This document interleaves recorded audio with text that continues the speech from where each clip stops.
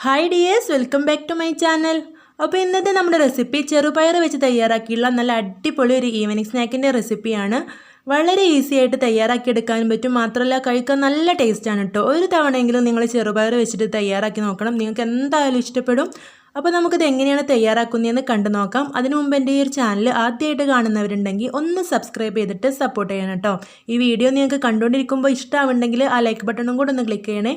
അപ്പോൾ നമുക്ക് റെസിപ്പി കണ്ടു നോക്കാം. ഇതിനു വേണ്ടി ഞാനിവിടെ ഒരു കപ്പ് അളവിൽ ചെറുപയർ എടുത്തിട്ടുണ്ട്. അപ്പോൾ നിങ്ങൾക്ക് കപ്പിന് പകരം ഗ്ലാസ്സിലൊക്കെ എടുക്കാം കേട്ടോ, ഒരു ഗ്ലാസ് എടുത്താൽ മതി. എന്നിട്ട് നമുക്കൊരു 2-3 മണിക്കൂർ വെള്ളത്തിൽ കുതിർത്ത് വെക്കണം. അപ്പോൾ ഞാനിത് ഓവർനൈറ്റ് കുതിർത്ത് വെച്ചതാണ്.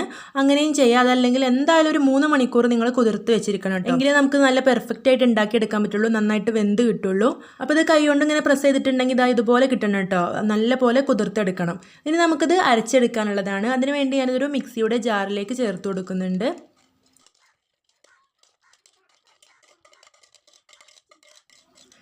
ഇനി നമുക്കിതിലേക്ക് എരിവിന് ആവശ്യമായിട്ടുള്ള പച്ചമുളക് ചേർത്ത് കൊടുക്കണം. അപ്പോൾ ഞാനിവിടെ ഒരു 2 പച്ചമുളക് ചേർത്ത് കൊടുക്കുന്നുണ്ട്. അതൊക്കെ നിങ്ങളുടെ എരിവിനനുസരിച്ച് ചേർത്ത് കൊടുക്കാം. ഇനി ചേർത്ത് കൊടുക്കേണ്ടത് ഒരു ചെറിയ കഷ്ണം ഇഞ്ചിയാണ്, അതും കൂടെ ഇതിലേക്ക് ചേർത്ത് കൊടുത്തിട്ടുണ്ട്. ഇതെല്ലാം കൂടെ നമുക്ക് നന്നായിട്ടൊന്ന് അരച്ചെടുക്കണം. അപ്പോൾ അരക്കുന്ന സമയത്ത് ശ്രദ്ധിക്കണം, ഒരുപാട് അങ്ങോട്ട് അരച്ച് പേസ്റ്റ് രൂപത്തിലാക്കി എടുക്കരുത്, ചെറുതായിട്ട് തരിതരിയായിട്ട് വേണം ഇത് അരച്ചെടുക്കാൻ. അപ്പോൾ ഞാനിവിടെ ഒരു തവണ അരച്ചെടുത്തിട്ടുണ്ട്. അപ്പോൾ ഇതുപോലെയാണ് ഇത് കിട്ടിയിട്ടുള്ളത്.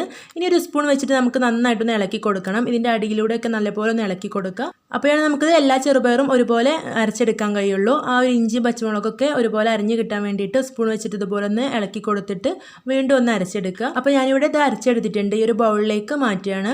അപ്പോൾ ഇതുപോലെയാണ് ഇത് അരച്ചെടുക്കേണ്ടത്. ഇത് കണ്ടോ, ചെറിയ ചെറിയ തരിതരിയായിട്ടാണ് അരച്ചെടുത്തിട്ടുള്ളത്. ഇനി നമുക്കിതിലേക്ക് ബാക്കി ചേരുവകൾ ചേർത്ത് കൊടുക്കാം. അപ്പോൾ ഞാനിവിടെ ആദ്യം ചേർത്ത് കൊടുക്കുന്നത് ഒരു സവോളയാണ്. ഒരു മീഡിയം സൈസ് സവോള ഇതുപോലെ കട്ട് ചെയ്ത് ഇതിലേക്ക് ചേർത്ത് കൊടുത്തിട്ടുണ്ട്. ഇനി നമുക്കിതിലേക്ക് കുറച്ച് പൊടികൾ ചേർത്ത് കൊടുക്കണം. അപ്പോൾ ആദ്യം ചേർത്ത് കൊടുക്കുന്നത് കടലപ്പൊടിയാണ്. ഒരു 1.5 ടേബിൾ സ്പൂൺ കടലപ്പൊടി ചേർത്ത് കൊടുക്കുന്നുണ്ട്. അപ്പോൾ ഒരു കപ്പ് ചെറുപയർ പൊടിയിലേക്ക് 1.5 ടേബിൾ സ്പൂൺ കടലപ്പൊടി മാത്രം മതിയാവും കേട്ടോ. ഇനി നമുക്കിതിലേക്ക് ആവശ്യത്തിനുള്ള ഉപ്പ് ചേർത്ത് കൊടുക്കണം.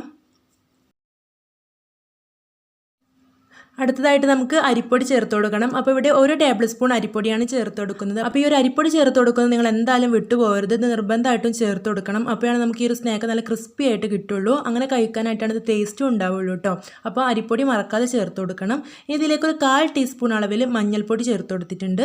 അതുപോലെ തന്നെ ഒരു 1/2 ടീസ്പൂൺ അളവിൽ മുളക് പൊടിയും കൂടെ ചേർത്ത് കൊടുത്തിട്ടുണ്ട്. അപ്പോൾ ഈ ഒരു മഞ്ഞൾപ്പൊടിയും മുളക് പൊടിയും ചേർക്കുന്നത് ഓപ്ഷനിലാണ് കേട്ടോ, നിങ്ങൾക്ക് താല്പര്യം ഉണ്ടെങ്കിൽ മാത്രം ചേർത്ത് കൊടുത്താൽ മതി. കാണാനൊരു കളറൊക്കെ കിട്ടാൻ വേണ്ടിയിട്ടാണ് അത് ചേർത്ത് കൊടുത്തിട്ടുള്ളത്. എരിവിനായിട്ട് നമ്മൾ ആദ്യം പച്ചമുളക് ചേർത്ത് കൊടുത്തിട്ടുണ്ടല്ലോ, അപ്പോൾ ഈ ഒരു മുളക് പൊടി നിർബന്ധമൊന്നുമില്ല കേട്ടോ. ഇനി നമുക്കിതെല്ലാം കൂടി നല്ല പോലെ ഒന്ന് കുഴച്ചെടുക്കണം. അപ്പോൾ നമ്മൾ പച്ചമുളക് നമ്മൾ മിക്സിയിലേക്ക് അരച്ചു കൊടുത്ത സമയത്ത് ചേർത്ത് കൊടുത്തല്ലോ, അതിന് പകരമായിട്ട് നിങ്ങൾക്ക് ഇതുപോലെ സവോളയൊക്കെ ചേർത്ത് കൊടുക്കുന്ന സമയത്ത് പച്ചമുളക് ഇഞ്ചി ചെറുതായിട്ട് കട്ട് ചെയ്തിട്ട് വേണമെങ്കിലും ചേർത്ത് കൊടുക്കുക കേട്ടോ. അപ്പോൾ കുഞ്ഞു കുട്ടികളൊക്കെ ഉണ്ടെങ്കിൽ ഇതുപോലെ അരച്ചിട്ട് കൊടുക്കുകയാണെങ്കിൽ അവർക്കത് കടിക്കാനൊന്നും കിട്ടില്ലല്ലോ. അപ്പോൾ അതിന് വേണ്ടിയിട്ടാണ് അങ്ങനെ അരച്ചിട്ട് ചെയ്തെടുത്തിട്ടുള്ളത്. അപ്പോൾ ഇതെല്ലാം കൂടെ നല്ലപോലെ ഒന്ന് മിക്സ് ചെയ്തെടുത്തിട്ടുണ്ട്. ഇനി നമുക്കിതിലേക്ക് കുറച്ച് കറിവേപ്പിലയും കുറച്ച് മല്ലിയിലയും കൂടെ ചേർത്ത് കൊടുക്കണം. അപ്പോൾ മല്ലിയില നിങ്ങളുടെ കയ്യിൽ അത്യാവശ്യം ഉണ്ടെങ്കിൽ ഒരു പിടി തന്നെ ചേർത്ത് കൊടുക്കണം കേട്ടോ, അപ്പോൾ നല്ല ടേസ്റ്റാണത് പൊരിച്ച് കിട്ടുമ്പോൾ. അപ്പോൾ ഞാനിവിടെ മല്ലിയില കുറവായത് കാരണം ഒരല്പം മാത്രമേ ചേർത്ത് കൊടുത്തിട്ടുള്ളൂ. ഒരു 4 തണ്ട് കറിവേപ്പിലയും ഇതുപോലെ ചെറുതായിട്ട് കട്ട് ചെയ്ത് ചേർത്ത് കൊടുത്തിട്ടുണ്ട്. ഇനി ഇതെല്ലാം കൂടെ വീണ്ടും നല്ലപോലെ ഒന്ന് മിക്സ് ചെയ്ത് യോജിപ്പിച്ചെടുക്കുന്നുണ്ട്. അപ്പോൾ ഇതൊക്കെ ഇവിടെ നല്ലപോലെ മിക്സ് ചെയ്ത് യോജിപ്പിച്ചെടുത്തിട്ടുണ്ട്. അപ്പോൾ നമ്മുടെ മാവ് ഇവിടെ റെഡി ആയിട്ടുണ്ട്. ഇനി നമുക്കിത് ഫ്രൈ ചെയ്തെടുക്കണം. അതിന് വേണ്ടിയിട്ട് ഞാനിവിടെ ഒരു ഫ്രൈ പാനിലേക്ക് ഓയിൽ ഒഴിച്ച് കൊടുത്തിട്ടുണ്ട്. നല്ലപോലെ ചൂടായി വന്നിട്ടുണ്ട്. ഇനി നമുക്കിതിലേക്ക് പക്കവടയൊക്കെ ഇങ്ങനെ നുള്ളി ഇട്ട് കൊടുക്കൂലേ, അതുപോലെ തന്നെ ഇതിൽ നിന്ന് കുറച്ച് എടുത്തിട്ട് ഈ ഒരു എണ്ണയിലേക്ക് ഇട്ട് കൊടുക്കാം.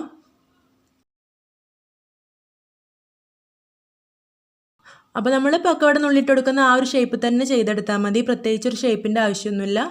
ഇതുപോലെ ഇങ്ങനെ കുറച്ച് എടുത്തിട്ട് ഇട്ട് കൊടുത്താൽ മതി. ഇനി നമുക്കിത് 2 സൈഡും ബ്രൗൺ നിറമായി ഇതിൻ്റെ ഉൾഭാഗം കുക്കാവുന്ന ആ ഒരു സമയം വരെ തിരിച്ചും മറിച്ചൊക്കെ ഇട്ട് കൊടുത്തിട്ട് നല്ലപോലെ ഒന്ന് ഫ്രൈ ചെയ്തെടുക്കാം. അപ്പോൾ ഇത്രയേ ഉള്ളൂ നമ്മൾ ഈ ഒരു പലഹാരം. നമ്മൾ ഈ ഒരു ചെറുപയർ വെള്ളത്തിലിട്ട് കുതിർത്ത് വെക്കേണ്ട ആ ഒരു സമയം മാത്രം നമുക്ക് ആവശ്യമുള്ളൂ. നമ്മൾ രാവിലെയൊക്കെ കുതിർത്ത് വെച്ചിട്ടുണ്ടെങ്കിൽ നമുക്ക് വെറും 10 മിനിറ്റ് കൊണ്ട് തന്നെ ഈ ഒരു സ്നാക്ക് തയ്യാറാക്കിയെടുക്കാൻ പറ്റും. വളരെ ഈസിയാണ് തയ്യാറാക്കിയെടുക്കാൻ, മാത്രമല്ല കഴിക്കാൻ നല്ല ടേസ്റ്റ്, നല്ല ചൂട് കട്ടൻ ചായയുടെ കൂടെയൊക്കെ നല്ല ടേസ്റ്റാണ് കേട്ടോ കഴിക്കാനായിട്ട്. അപ്പോൾ എല്ലാവരും തയ്യാറാക്കി നോക്കണം. ഇതിവിടെ റെഡി ആയിട്ടുണ്ട്. ഞാനിത് എണ്ണയിൽ നിന്ന് കോരി മാറ്റുകയാണ്. ഈ ഒരു റെസിപ്പി നിങ്ങൾക്ക് ഇഷ്ടമായിട്ടുണ്ടെങ്കിൽ നിങ്ങൾ ലൈക്ക് ചെയ്യാനും ചാനൽ സബ്സ്ക്രൈബ് ചെയ്യാതെ കാണുന്നവരുണ്ടെങ്കിൽ ഒന്ന് സബ്സ്ക്രൈബ് ചെയ്യാനും മറക്കരുത് കേട്ടോ. അതുപോലെ തന്നെ ഈ റെസിപ്പിയെക്കുറിച്ചുള്ള നിങ്ങളുടെ അഭിപ്രായം കമൻറ്റായിട്ട് കൂടെ അറിയിക്കണം. ഇനി നമുക്കിതുപോലുള്ള വെറൈറ്റി ആൻഡ് ഈസി റെസിപ്പീസൊക്കെ ആയിട്ട് വീണ്ടും കാണാം. താങ്ക്